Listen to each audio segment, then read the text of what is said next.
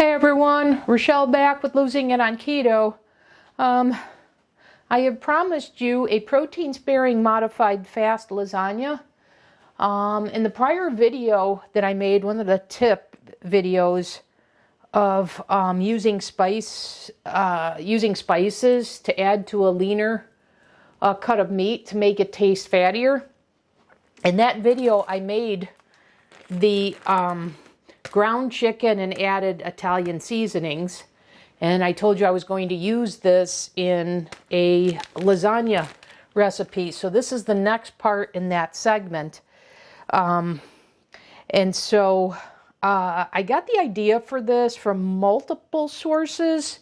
One of it came from the hearts of palm in a lasagna noodle type. Now, when I've had this before, I've had it with zucchini, and you can certainly do that. You can take a zucchini and cut off the ends and slice it long ways and get real thin and use that as your noodle. And what you'd want to do is roll that in paper towels and get out all the moisture, because there's so much water in zucchinis. But the downside of that is it doesn't freeze well. It makes a delicious protein-sparing modified fast lasagna, but it doesn't freeze well. So once again, when I saw this type of noodle, and this is what it looks like, guys. So you've seen I've done another recipe with the hearts of palm. So, and you'll get a better look at this when I layer it. But anyways, I got the idea from that. I also got the idea for this recipe from, I made the protein-sparing modified fast chili. And in that recipe, which I got from Two Crazy Ketos, normally chili calls for a tomato sauce or some form of tomato, and didn't need to do that with that recipe because we used in that the Keto Chow, the creamy tomato basil soup base, and that came out. I would have sworn there were tomatoes added to that. So I got to thinking, well, what if I use that rather than a red sauce for the lasagna? What if I use this instead? And so these are the multiple sources that I got for this recipe. Now, you can certainly do this with a red sauce. I mean, you can find, like ERatio's, you can certainly find a marinara sauce that's low carb, but this cuts the carbs out completely. So I've combined kind of all of this, and I've never done this before, so bear with me. I'm gonna kind of make it up as I go here with those ideas. So the first thing I'm doing is I'm leveraging the same approach from the keto chili. So I've got here, what I've done is I've taken 1.5 cups of some sort of beef stock. In this case, I'm using Kettle and Fire beef bone broth. But any beef stock, etc., will work. And in that recipe video that I made for you, if you wanted a heartier chili, you went lighter on the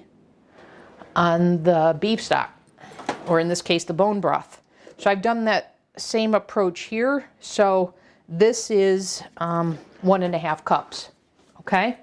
And now to 1.5 cups, I am going to add 2 scoops of the tomato basil keto chow. I've got it in these containers here, but it's the keto chow creamy tomato basil soup base. So I am going to add 2 scoops of this to this here. And what I'm making is the red sauce for my lasagna. And I'm hoping this comes out the same way that it did in the chili, because boy, I would have swore that there was some sort of red sauce added to that for the, you know, some sort of tomato added to that. So I'm hoping I get the same effect here. So let me mix that up, and then I'll show you how I'm going to assemble that and show you and share with you a couple other important things for this recipe. So let me get this all mixed up, and I'll come back in the next segment and I'll show that to you. Okay, now what I've got here is I've got the beef bone broth and the 2 scoops of the creamy tomato basil keto chow protein powder, and then I have my 1 pound of the ground chicken seasoned with Italian spices that I've shown you in the tip video for using spices added to leaner cuts of meat to make them taste fattier. So now I'm going to add my meat to this. So I'm essentially making this like a meat sauce, much like I did with the chili. It's just this has different spices. So these are Italian. This is Italian seasoned ground chicken, rather than the different spices for the chili on the chicken in that prior video. Okay, let me cook this down, and then I'll be back in the next segment to share some more information with you and to assemble all this. Stay tuned. Okay, I'm back. So what I did was I added the chicken, as you saw, to the bone broth with the keto chow, the tomato basil, and you can see hopefully how much it's thickened up now. So I like how that's thickened up. I suppose it could thicken up a little bit more, but I think that's good enough. Now, before I assemble this, I want to share something with you that I haven't emphasized before. I've shown you the protocol sheet that I follow. When all is said and done, this recipe is going to make 5 servings, and it's going to have a protein to energy ratio of 3. But this recipe is leveraging one thing that I learned from Ideal Protein. So for the whole food dinner protein, you can replace an animal, a meat, with eggs. So so that would, the 8 ounces of meat, lean meat, is equivalent to 6 eggs. And of those 6 eggs for your dinner, 2 to 4 would be whole eggs, with the remainder being egg whites. So if you wanted to be more fat conscious, you'd say do 2 eggs with 4 egg whites, or if you want a little more fat, 4 eggs with 2 egg whites. So this recipe is making use of the eggs as part of the protein. And so in this recipe, we're using 2 whole eggs plus 1 egg white added to 4 ounces of chicken. And then we're getting the 5 servings out of that because of the protein that's coming from the keto chow. But if I were going to do this with a red sauce and not have the added protein coming from the keto chow, then this would just have been, the protein would have just come from the ground chicken and the egg whites, which I'm going to show you. I'll explain a little bit more here in a minute. Hopefully that wasn't too confusing, but once again, you can take an entire, your 8 ounces of dinner protein, and 6 eggs served as that, 2 to 4 being whole, meaning the egg yolk and the egg white, with the remainder being the egg whites. And so we're applying that here. So if, like I said, I started to say, if you use this as a red sauce, used a red sauce in this recipe versus the keto chow, then this would be 4 servings, making up the 8 ounces of protein for each serving. But because we have the added protein from the keto chow here, I've made this into 5 to keep to the protocol that I shared with you in that first video. Okay, hopefully that made sense. Okay, so leveraging the idea with the eggs and what I was just sharing, what I have here are, because this recipe is making 5 servings, and without the keto chow it would have been 4, so I went with 4. I was thinking 4 servings with the eggs coupled with the chicken, so that equated to 8 whole eggs and then 4 egg whites. Okay, and like I said, if I didn't have the keto chow, this plus 16 ounces of the chicken would make 4 servings. And then I just spread this to be 5 to account for the protein that's coming from the 2 scoops of the keto chow powder. So, so once again, hopefully that wasn't too confusing. Okay, I've got the oven preheating and it's just about done. I got it preheating for 360. And now I've taken the hearts of palm out of the package and I want to dry them. So I've got them on paper towels. I'm just going to dry them a little bit more. And now one thing that I want to mention is I made a mistake because I've never made this before, and I said I'm kind of just winging it based on a couple different ideas, etc., that I think this is going to work. I just realized this one box is only a little bit more than 2 cups of vegetables. So, I should have at least had 4 boxes here, 2 cups per 4 servings, to make up the whole, the vegetable portion of the dinner. So this is just going to be about a half a cup of vegetables per serving then. So you'd want to serve this as your dinner with 1.5 cups of additional vegetables. So maybe you'd want to do a zucchini, a roasted zucchini, grilled zucchini on the side for this. So I just wanted to point that out, and I'll reiterate that at the end. So anyways, I'm just getting the moisture out of these quote-unquote noodles, and I'm going to layer them in the pan here. And I'm using this silicone pan that I have, and I don't need to spray it. It doesn't stick, so I really like it.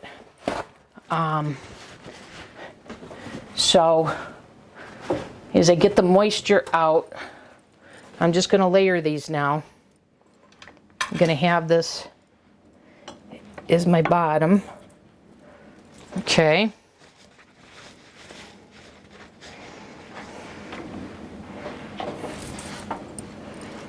So let me finish doing this, and then come back and show you the other layers. Okay, be back in a sec. Okay guys, so I've got 1 layer now of the hearts of palm on the bottom, and I was drying each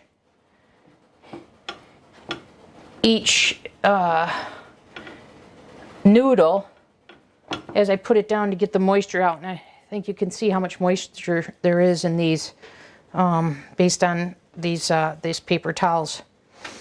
So I've got that, and now what we're going to do is have 2 layers. So I'm going to add the meat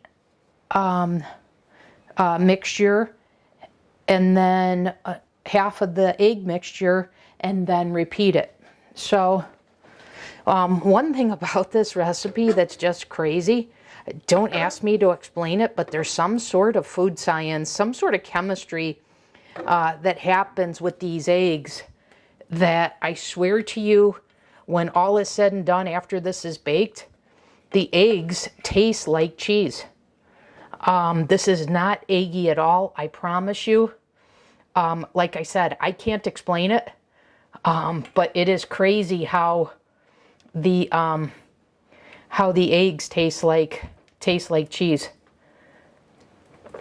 So if you're missing cheese on the protein sparing modified fast protocol, give this a whirl, because it will definitely satisfy that craving. And then you've seen on another recipe video I've done where I've used nutritional yeast, and I told you that's a nutty cheese flavor. So that's another idea that you can use on the protein sparing modified fast protocol. Okay, so there's one half of the mixture with that layer. So now I'm going to, like I said, pour half of the egg mixture on top of that.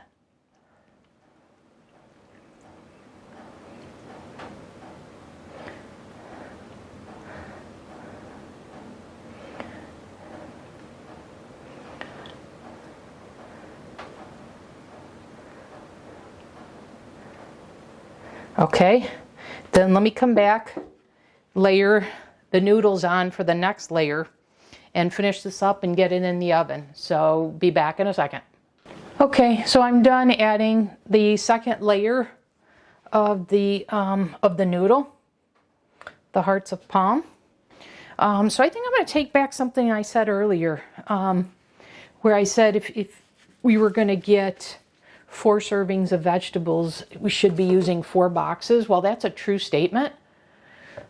I actually think 1 box was a perfect amount, because it did the 2 layers perfectly. And so I think with this recipe, you just serve it with 1.5 cups of vegetables beyond what's in the lasagna. So now that we have the second layer of the noodles added, I'm going to add the second layer of our meat sauce, so to speak, and then we'll top it with the egg mixture, which I told you, when all is said and done, is going to taste like cheese after this is baked. And I told you before, don't ask me how that's the case. I don't understand the chemistry behind that. I'm just telling you that's the fact. So spreading this out, then I'm going to pour get the rest of this, pour the egg on that. Then this is going to go into the oven for at 360 for 45 minutes. And I'm going to have to see, but given how much moisture there is in the hearts of palm, I think this is going to go the same way as if you used zucchini as your noodles, which is, I don't think this is going to freeze too well. I think there's too much moisture. But I'll make the final call on that once after I bake this and let it cool, and then put it in the various servings. So I'm now going to put this in the oven, like I said, at 360 for 45 minutes, and I'll come back to you, come back here in the next segment and show you how it looks, and then I'll divvy it up into the 5 servings and recap this. So be back in the next segment.